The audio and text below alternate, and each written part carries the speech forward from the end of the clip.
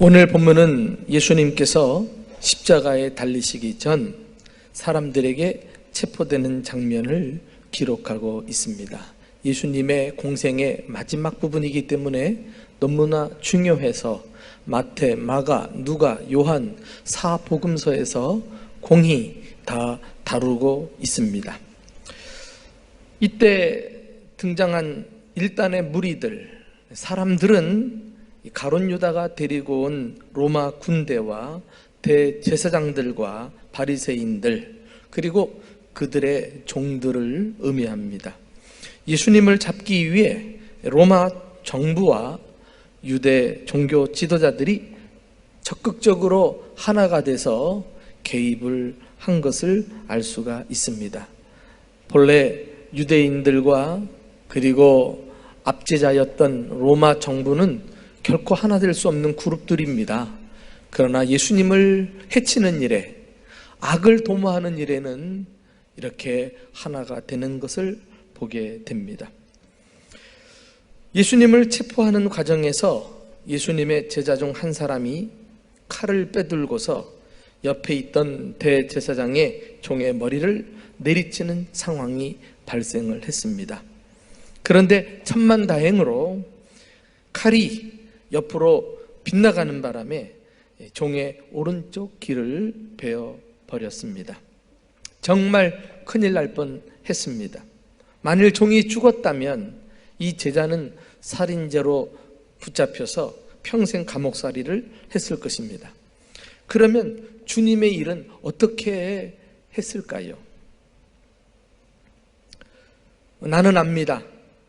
칼이 빗나간 것은 결코 우연이 아니라 하나님께서 그를 불쌍히 여기사 여전히 제자로 삼으시려고 순간 각도를 비틀어서 사람을 죽이지 못하도록 막아주셨던 것입니다. 이렇게 하나님은 우리의 손 동작 하나하나, 발걸음 하나하나 세밀하게 인도하시는 분이심을 믿으시기를 축원합니다. 본문에는 50절에 그 중에 한 사람이 대제사장의 종을 쳐 그 오른쪽 귀를 떨어뜨렸다, 이렇게 기록되어 있습니다마는, 그래서 누가 그랬는지 알 수 없지요. 그러나 똑같은 사건을 기록하고 있는 요한복음 18장에 가서 보시면 그 제자가 베드로라고 밝히고 있습니다. 또한 베드로에게 귀를 잘렸던 종의 이름도 나오는데 그는 말고라, 이렇게 기록되어 있습니다. 오늘 우리는 예수님이 체포되는 그 엄중한 상황 속에서 당시에 예수님이 행하신 기적에 대해 주목하고자 합니다. 말고의 귀가 땅에 떨어지자 예수님께서 그의 귀를 만져서 낫게 하신 것입니다. 떨어져 나간 귀 바퀴를 예수님께서 주워서 다시 붙여주셨는지, 아니면 귀를 만지니까 귀 바퀴가 새로 생겨났는지 정확하게 알 수 없습니다. 그러나 분명한 것은 예수님이 귀를 만져서 낫게 하실 때는 그 치유가 완벽했으며 그리고 순식간에 이루어졌다는 것입니다. 그만큼 주님의 능력을 보여주고 있지요. 이렇게 해서 당시 복잡하게 커질 수 있는 문제를, 사태를 예수님은 신속하게 정리해 주셨던 것입니다. 이 말고의 귀를 고치면서 당시 예수님이 유명한 말을 하셨지요. 이것까지 참으라. 억울해도 참으라. 힘이 들어도 참으라. 화가 치밀어도 참으라. 부당한 것 같아도 참으라. 사실 참을 수 없는 분은 바로 예수 그리스도이셨습니다. 억울하게 누명을 쓰고, 본문에 보면은 마치 강도를 잡으려고 무리들이 왔다고 기록되어 있는데요, 이런 상황에서도 예수님은 참아내시면서 기꺼이 붙잡히셨던 것입니다. 자발적으로. 이 말씀 속에 담겨진 예수님의 태도가 오늘 우리에게 무엇을 교훈하는지를 함께 살펴보고 싶습니다. 첫째는 하나님의 나라는 칼로 이루어지지 않았다는 것입니다. 사실 말고의 길을 고치신 기적은 이것까지 참으라라는 이 유명한 말씀 외에도 그에 못지않은 유명한 말씀이 또 나오는데요. 같은 사건을 기록하는 마태복음에 가서 보시면은 마태복음 26장 52절 다 같이 한 목소리로 읽어보실까요? 시작. 이에 예수께서 이르시되 내 칼을 도로 칼집에 꽂으라. 칼을 가지는 자는 다 칼로 망하느니라. 요한복음에는 칼을 칼집에 꽂으라 이렇게 되어 있습니다. 우리가 자주 들었던 말 아닙니까? 칼을 가지는 자는 칼로 망한다, 이런 말씀들 말이에요. 당시에 베드로를 비롯해서 제자들 가운데 몇 명은 단검을 몸에 간직하고 있었던 것 같습니다. 아마도 그들은 예수님의 목숨을 노리는 사람들이 점점 많아지면서 예수님의 신변을 보호할 목적으로 칼을 준비한 것으로 보입니다. 그런데 예수님께서 그 칼을 칼집에 꽂으라는 것이에요. 당신 자신을 위해서도 사용하지 말라고 명령하신 것입니다. 왜요? 하나님의 나라는 칼로 이루어지는 나라가 아니기 때문입니다. 칼은 폭력을 의미합니다. 세상 권력을 의미하고 막강한 힘을 나타냅니다. 그래서 본문에서도요, 무리들이 예수님을 잡으러 겟세마네 동산까지 올라올 때도 검과 몽치를 가지고 올라왔다, 이렇게 기록되어 있지 않아요? 칼과 몽둥이를 가지고 왔어요. 그것을 믿은 거예요. 그것으로 이 땅에 정의를 실현하고 세상을 변화시킬 것이라고 사람들은 믿습니다. 그러나 예수님은 이러한 세상의 힘에 대해서 심판을 선언하고 계십니다. 칼을 가지는 자는 다 칼로 망하리라. 그렇습니다. 칼로 세운 나라는 망하게 될 것입니다. 결국 자신들도 그 칼 앞에 거꾸로 뜨림을 당하게 될 것이기 때문입니다. 알고 보니 예수님은 일찌감치 이 칼과 같은 세상 방식으로 세우는 나라를 원치 않으셨습니다. 자, 이 사건에서 예수님이 하신 말씀을 계속 눈여겨 들어봅시다. 우리 마태복음 26장 53절 54절 다 같이 시작. 너는 내가 내 아버지께 구하여 지금 12군단 더 되는 천사를 보내시게 할 수 없는 줄로 아느냐? 내가 만일 그렇게 하면 이런 일이 있으리라 한 성경이 어떻게 이루어지겠느냐 하시더라. 예수님이 붙잡히신 것은 자기 자신을 막아낼 힘이 없어서가 아니었던 것입니다. 아버지께 요청하기만 하면 하나님은 예수님을 위하여 12군단이나 더 되는 천사들을 즉시 보내실 것이에요. 이 한순간에 그냥 정리해버릴 수 있는 그런 힘을 주님은 사용하지 아니하시고 체포를 당하십니다. 그렇다면 하나님의 나라는 무엇으로 이루어질까요? 바로 십자가로 이루어집니다. 내가 만일 그렇게 하면 이런 일이 있으리라 한 성경이 어떻게 이루어지겠느냐? 그리고서 예수님은 사용하실 수 있는 힘을 거두어 드리십니다.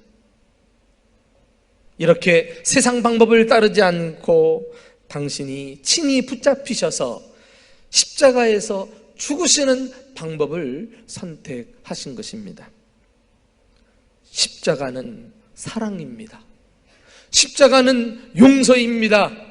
십자가는 희생이요 낮아짐입니다. 세상 사람들은 이런 삶을 비웃고 무능하다고 손가락질할 수 있지만 예수님은 기어코 십자가에 달리셔서 죽으심으로 원수의 머리를, 사탄의 머리를 박살내시고 십자가로 승리하신 줄로 믿습니다. 베드로와 당시 제자들은 이 사실을 배워야만 했습니다. 예수님께서 칼을 거두라고 말씀하시고 친히 붙들려 그 다음날 하루 종일 십자가에 매달리시고 숨을 거두심으로 온 인류를 위해 생명의 길을 활짝 열어놓으신 것을 목격하는 순간, 훗날 베드로는 칼을 휘둘렀던 자신의 모습을 떠올리면서 부끄러워했을 것입니다. 사랑하는 교우 여러분, 베드로만 배워야 할까요? 우리는 어떻습니까? 갈수록 사람들이 사나워지고 있습니다. 반목과 갈등, 분쟁과 다툼을 일삼으면서 힘으로 상대방을 이기려고 합니다. 안타까운 것은 교회조차도 자꾸 세상 사람들 하는 방식을 닮아서 예수님의 방식을 따르지 않고 쉽게 분노하고 증오하고 충돌하고 있습니다. 기억하십시오. 하나님의 나라에서는 분노하면 지는 거예요. 증오심으로는 하나님의 뜻을 이룰 수 없습니다.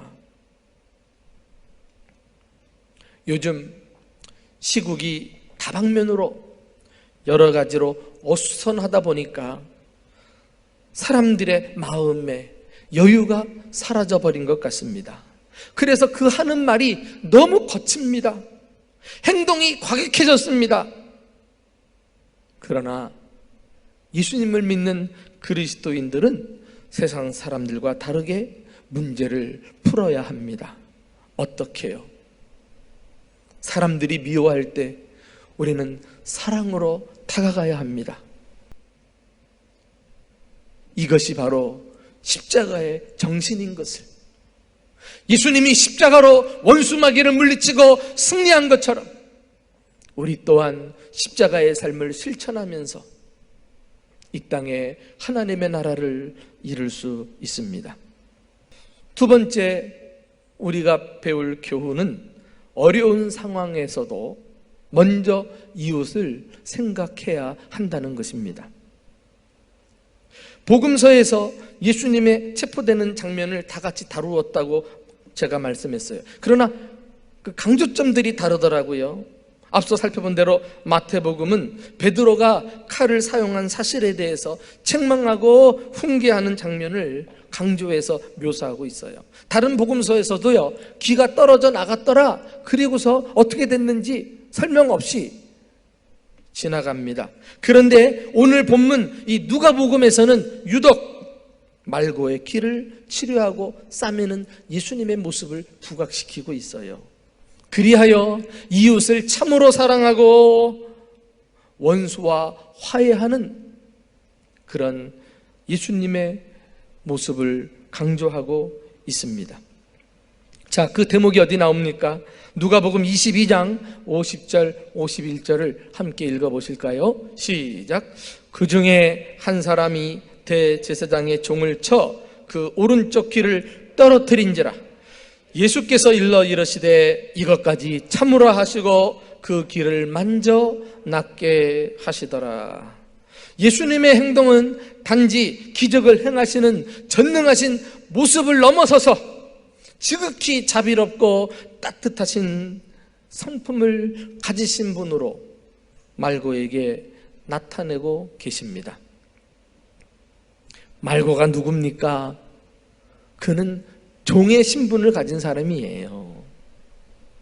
당시 종은 주인에게 부속된 물건과 같이 취급받는 가장 낮은 계층의 사람이었습니다. 그가 귀가 잘려나간들 주인인들 가족처럼 신경을 쓰겠나요? 그냥 한쪽 귀가 없는 상태로 평생을 살아야만 했을 것입니다. 사람으로서 대우 한 번 받아본 적이 없었을 텐데 예수님이 그의 귀를 만지시면서 자상한 친절과 따뜻한 사랑을 베풀어 주신 것입니다. 저는 상상을 해봐요. 본문에는 기록이 없지만, 더 이상 말고에 대한 언급은 없지만, 이 따뜻한 손으로 만지심을 받은 그의 귀는 고침을 받은 후에 예수님의 생명의 말씀을 듣는 복된 귀가 되지 않았을까요? 그 말씀을 듣고 그의 마음을 활짝 열고 구주 예수님을 영접함으로 평생을 그리스도인으로 살지 않았을까요? 예수님은 이렇게 어렵고 위급한 때에 정작 자신보다 이웃을 먼저 생각하셨습니다. 기억하십니까? 십자가를 지고 골고다 언덕을 올라가실 때 얼마나 힘들고 괴로워하셨을까요? 그래서 십자가를 든 채로 쓰러지기를 몇 번 하지 않았습니까? 그리고 그때 그 광경을 보면서 안타까워하면서 울고 있던 일단의 무리들이 있었어요. 그런데 예수님께서 그 무리들을 보시고 말씀하십니다. 나를 위해 울지 말고 너희와 너희 자녀들을 위해 울라. 예수님은 죽음을 눈앞에 둔 상황에서도 자신보다도 울고 있는 사람들의 운명을, 그들의 다음 세대를 오히려 생각해 주셨습니다. 심지어 십자가에 매달려서 고통의 절정을 경험하시는 순간에도 예수님은 말씀하셨어요. 아버지여, 저들의 죄를 사하여 주옵소서. 자기의 하는 것을 알지 못함이니이다. 예수님은 자신이 지금 얼마나 아프고 힘든가를 생각하지 않았어요. 얼마나 자기가 억울하고 부당한가를 생각하지 않으셨습니다. 당신을 해치는 저 십자가 밑에 사람들을 오히려 염려하면서 그들의 운명을 위해 하나님 앞에 기도하고 있지 않습니까? 그리스도인은 누구인가요? 이 세상에서 어떤 사람으로 비춰져야 확실하게 그리스도인임을 증명할 수 있을까요? 어려울 때일수록 다른 사람을 위하여 살아가는 사람입니다. 충분히 자기 몸 하나 빠져나갈 것 같은데, 자기 혼자 잘 살고 잘 먹고 잘 보존할 것 같은데, 남들은 그렇게 사는데 누군가가 그 어려움 속에 뛰어들어가 목숨을 내놓고 희생하고 사랑을 실천하는 모습을 보니 바로 그리스도인이구나. 그것을 보여주는 것이 이 땅의 교회요, 믿는 사람이어야 합니다. 사랑하는 교우 여러분, 죄내나 때에 세상의 빛과 소금으로서 하나님 앞에 영광을 돌리고 진정한 빛을 발하는 그리스도인들이 될 수 있기를 예수님의 이름으로 축원합니다. 마지막으로 우리에게 주시는 교훈은 끝까지 인내하며 본분을 다해야 한다는 것입니다. 누가 사명을 완수할 수 있습니까? 인생의 경주에서 인내하는 사람 아니겠어요? 예수님은 십자가를 향해 열심히 달려가셨고 사탄 마귀는 그 길에 함정을 파놓고 나아가지 못하게 회방을 놓는 형국이 아닙니까? 예수님께서 붙잡히시던 그날 밤도 이제 십자가 고지가 코앞인데 마귀가 베드로를 이용해서 이를 그르치게 만들었던 것입니다. 예수님인들 사람의 몸을 입으셨는데 이제 내일 들이닥치는 십자가가 무서워서 이 칼의 힘을 의지하고 위기를 모면하려고 했다면 구원이 완수될 수 있었을까요? 이것은 일종의 예수님에게 찾아온 시험과도 같았어요. 그러나 예수님은 멋지게 얘기하십니다. 이것까지 참으라. 그리고 시험을 거뜬히 통과해서 십자가 지시고 사명을 완수하셨습니다. 많은 그리스도인들이 처음에는 그럴듯하게 시작하지만 사명을 완수하지 못하고 중도에서 포기하고 마는지. 왜요? 순간순간 참지 못하기 때문에. 사명을 완수하려면 억울하게 누명을 씌워서 잡으러 온 사람이라도 참아야 합니다. 가룟 유다의 간사한 입맞춤도 참아야 합니다. 제사장들의 가증한 위증도 참아야 하고요, 빌라도의 불의한 재판도 참아야 합니다. 로마 군인들의 만행도 참아야 합니다. 뺨을 때리고 침을 받고 온갖 도구로 매질을 하는 이 고난도 참아야 합니다. 사명을 감당하면서 억울하다고, 속상하다고, 부당하다고, 마음이 아프다고 질에 손을 놓고 포기하는 것은 예수님의 뜻이 아닌 것입니다. 자, 우리 예수님의 단호한 뜻을 이 상황에서 함께 들어볼까요? 요한복음 18장에 같은 상황인데 이 말씀이 기록되어 있어요. 우리 11절 말씀 함께 읽어봅니다. 시작. 예수께서 베드로더러 이르시되 칼에 칼집을 꽂으라. 아버지께서 주신 잔을 내가 마시지 아니하겠느냐 하시니라. 어디서 많이 들었죠? 요 붙잡히시기 바로 전에 동일한 장소에서 예수님은 밤새 기도하지 않았습니까? 어떻게 해요? 아버지여, 이 잔을 내게서 옮기시옵소서. 그러나 아버지의 뜻이면 내가 이 잔을 마시겠습니다. 하나님의 뜻을 물었고, 그리고 기도하면 기도할수록 십자가를 받아들이는 것이 주님의 뜻임을 깨닫고 결단하면서 기도로 승리하시고 일어나지 않으십니까? 그리고 붙잡히신 거예요. 베드로가 칼을 휘둘러 그 길을 막았지만 이것까지 참으로 하시고 자원하여 붙잡히시면서 하신 말씀, 아버지께서 주신 잔을 내가 마시지 아니하겠느냐. 주님은 재차 자신의 결심과 의지를 확인하시고 기어코 사명을 완수하셨습니다.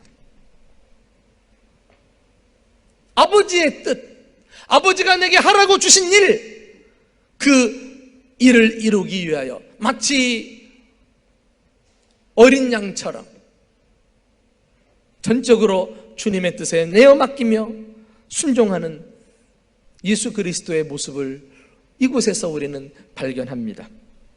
사랑하는 교우 여러분, 우리는 어떤가요? 가끔 좋은 일을 하려다가도 기분이 나쁘면 그만 내려놓아요. 남이 알아주지 않으면 조금만 힘들어도 포기해요. 여러분, 언제까지 우리의 헌신이, 우리의 봉사가 내 마음에 달려 있어야 하겠습니까? 우리 수준이 그 정도밖에 안 됩니까? 주님은 날 위하여 목숨까지 내어주셨는데 내 마음 하나,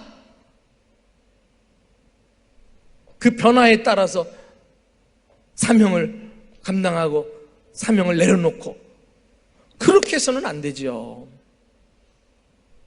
사랑하는 교우 여러분, 예수님이 십자가에 달리시기 전날 밤 무리들에게 체포당하시면서까지 우리에게 주신 교훈, 이 교훈은 요즘같이 힘들고 어려울 때 우리 신앙생활에 더욱 필요한 지침이라고 생각합니다. 하나님의 나라는 칼로 이루어지지 않습니다. 십자가로, 사랑으로, 용서로 하나님의 나라를 이루어 갑시다. 어려운 상황에도 이웃을 먼저 생각합시다.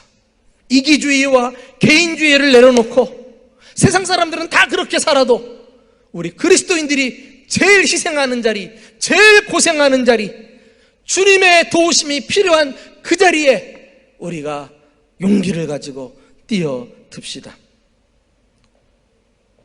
그리고 이것까지 참아내면서 끝까지 인내하는 가운데 주신 사명 완수하고 주님께 영광 돌리는 저와 여러분이 될 수 있기를 주님의 이름으로 축원합니다.